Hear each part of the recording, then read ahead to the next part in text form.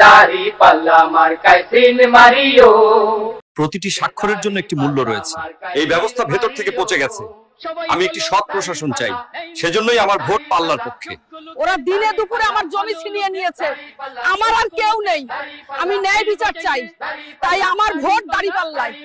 আমাদের দেশের সম্পদ লুট করে বিদেশে পাঠানো হচ্ছে, এই বিশ্বাসঘাতকতার অবসান হওয়া উচিত। আমার ভোট পাল্লায়।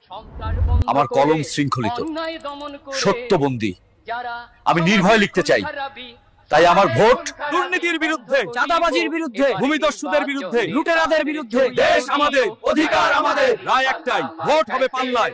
সকল অবিচারের বিরুদ্ধে রায় একটাই, এবার ভোট জামাতে।